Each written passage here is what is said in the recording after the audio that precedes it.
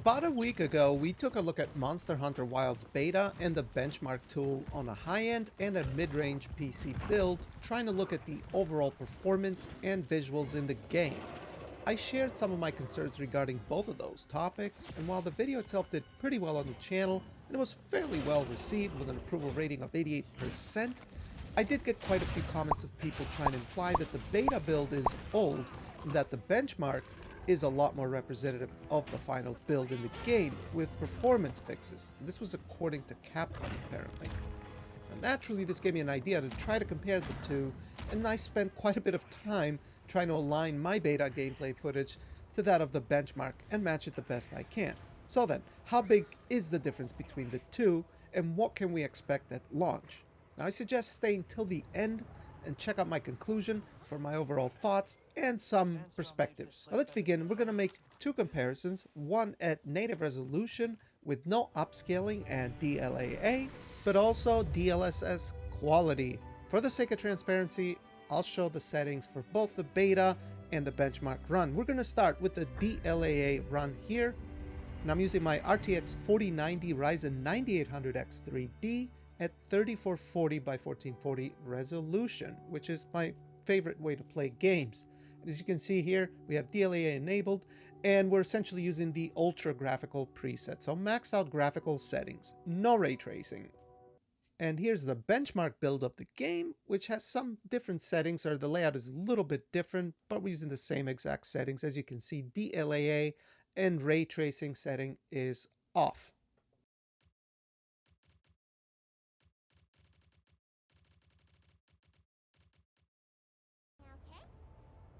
On the left, we have the benchmark build of the game, and on the right, we have the beta build of the game. And getting the cinematic to line up was actually pretty easy. Just had to do some editing in post, but other than that, you can line up. All you have to do is just start a new character. So I ended up deleting my character just for the sake of this video, which is fine. I don't care, because I'm going to look at the final release as well, and we're going to compare it and see how it compares to these two builds as well. But as you can see here, as far as performance goes, I mean, it's more or less the same. I mean, there's some scenes where the benchmark build is a little bit higher, and then there's some scenes where the beta build is sometimes a little bit higher. But overall, I would say they're both fairly comparable. It's not a massive difference, like some comments suggested. And I've seen some of the videos around. That is the narrative that's kind of being pushed by some people, because the developer said that the beta build is older, and I believe that. I'm not saying that there's some conspiracy going on, but how big is the difference really? And that's kind of the goal of this video, because sometimes people use that as a crutch to deflect criticism of Monster Hunter Wilds, which there's been people like myself who have been critical of the RE engine as a whole, perhaps not being fit for a game like this. And we don't say this because we're Monster Hunter haters. Quite the opposite, actually. We love the game and we want it to be the best it can be. Dragon's Dogma 2 was one of my favorite games last year. I had a lot of fun playing that game. I loved that game. But the fact it ran like a dog was a problem. And that doesn't mean I don't like the game, but I would have preferred the game run better, if that makes sense. I mean, it should be fairly easy to understand. But yeah, as you can see, the cinematic seems to be more or less the same, not massive difference. Now, the planes run, I wasn't able to match it exactly the same as far as time of day or the weather goes, but I was able to match it perfectly with the DLSS quality part coming up. So that's going to be a bit more interesting, I feel. But either way, we seem to have a little bit of the difference in this particular scenario. The benchmark is a little bit higher, but then again, it's not the same exact thing that's happening on the screen. For example, cinematic, we were able to match it perfectly, and there wasn't much of a difference there. But either way, they're both not that far off. Now, once we drop down into the planes, you will see that there's going to be a lot more enemies and animals in the beta side, obviously. But the benchmark side has a bit more foliage going on. But either way, we do have a storm effect on the beta side as well, which can be very taxing on the GPU. So yeah, but difference in FPS is not all that different, but the benchmark side is a little bit higher in this particular case. Now, as far as the event that happens here on the benchmark side, obviously I wasn't able to match that because that doesn't exist in the beta side. Maybe that is part of a mission when the final release comes out. But in this one part, actually, the FPS is actually quite close between the two. As a matter of fact, it's practically identical. And I think, actually, the beta side has a bit of a smoother frame time graph. Not a massive difference, but I think there's a little bit less hitching. Let's now take a look at DLSS quality, because I feel this is what most people are going to use upscaling. We're going to start with the beta run here, 3440 by 1440. As you can see, we have DLSS set to quality. The graphical settings are exactly the same. We don't have ray tracing in the beta build, only on the benchmark build.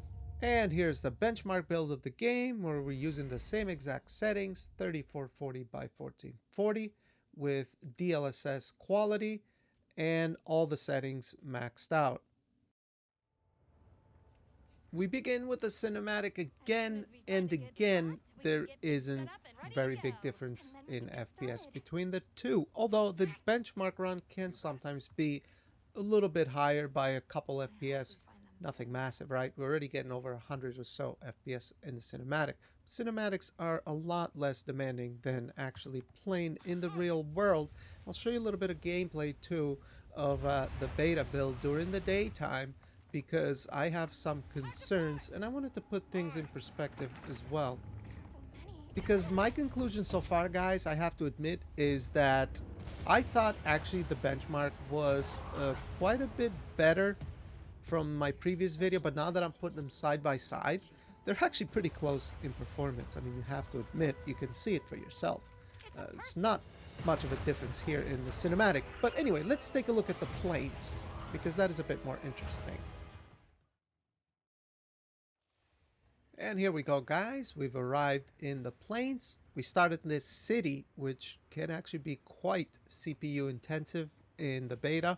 Now, in the benchmark build, I don't know if there's a city behind you. You can't see anything. But if you look at the FPS here, they're pretty much almost identical to one another. We have the same exact time of day, same exact things happening on screen as well. So this is definitely a lot more accurate, I would say, than the DLAA part. And I was able to get the weather to match at exactly the same time. It was pretty time consuming, but I was able to do it. And look at, guys, the FPS is pretty much the same. It's maybe a little bit higher on the benchmark side, but now we're able to take a look at the planes during the daytime. Obviously, the animal layout isn't going to be the same as the benchmark, but I would say as far as the visuals and what's happening is very dang close.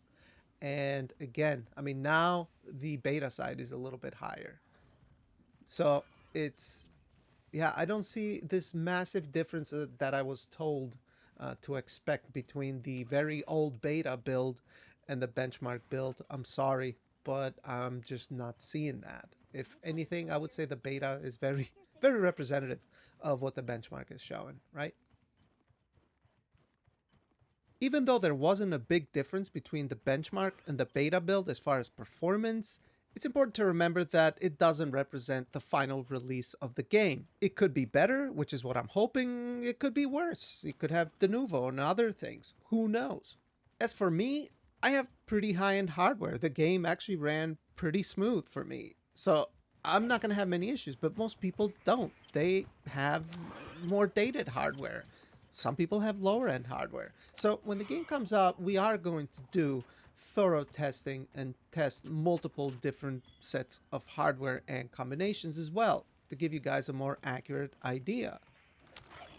You guys will get to see how the game scales on older and weaker CPUs, because I feel most people's performance issues are going to rise from their CPUs, which is something that people often don't upgrade as often or frequently as they upgrade their GPU. But take a look at this instance. We're still using DLSS quality at 3440 by 1440 fighting these monsters, and we're dropping into the 70s, sometimes even below 70, into the mid 60s for a brief period of time.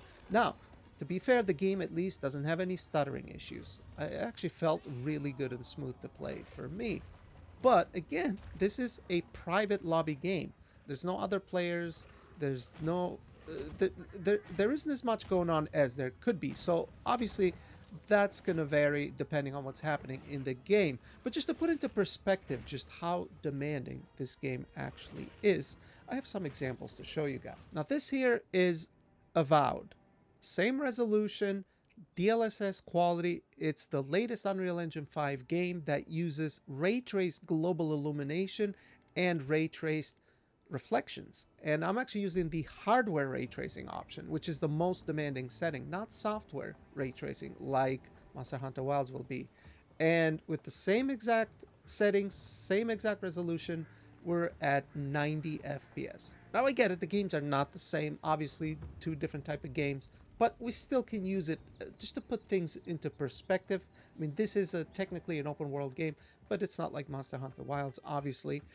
There's not as much going on as far as mechanics. It's a different type of game, but still, it is one of the latest Unreal Engine 5 games that packs all the features of Unreal Engine 5. Nanite, software, and hardware Lumen.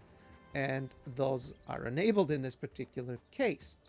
Or we could take a look at Cyberpunk 2077. Again, running at 3440 by 1440 with DLSS quality and path tracing enabled. Everything else maxed out. We're using ray reconstruction, no frame generation, and yeah, this one has slightly lower FPS, although not by much. While we were fighting those monsters, we're getting kind of similar FPS, but this is a big open world game with path tracing enabled, right? And I think it looks better. Much better. Actually, it looks a lot cleaner. Although I don't hate the look of Monster Hunter Wilds. I don't want to say that. I do like the art style, to be fair. And it looks alright. I have no problem with that. But just to put things into perspective. Or we could take a look at another very recent release, Spider-Man 2, which is a big open world game. As you can see, same resolution, 3440 by 1440, DLSS quality, and we've cranked the settings to the max. Ray tracing and all. And we're getting fairly similar FPS, I guess, to Monster Hunter Wild. So, again, not the same exact game. Obviously, these are all different engines as well that I showed, and that was for a reason. Game engines are like car engines. A 1.4-liter turbocharged engine is plenty for a small family car, but use it on a big work van and it'll lead into compromising situations. You can see the level of detail in Spider-Man. Multiple ray tracing effects, geometrical complexity, and the game runs really well. The RE engine got a lot of praise in the past with games like Resident Evil and Devil May Cry, but the first open world example we got with Dragon's Dogma 2 raised cause for concern, which is now present in Monster Hunter Wilds as well. Although it is an improvement. Monster Hunter Wilds at least doesn't seem to have any stuttering issues like Dragon's Dogma 2 did, which is great. But what do you guys think? Leave your comments down below. I make these videos so that we can engage in discussions and learn from one another, so I do appreciate you guys leaving your feedbacks in the comments section.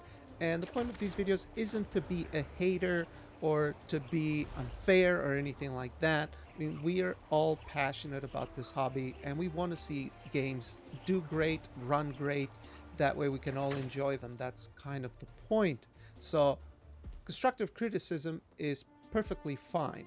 Either way though, give the video a like if you did like it and consider subscribing for similar content. I do appreciate you guys watching the videos and sharing your feedback, and I'll see you on the next one. Bye bye.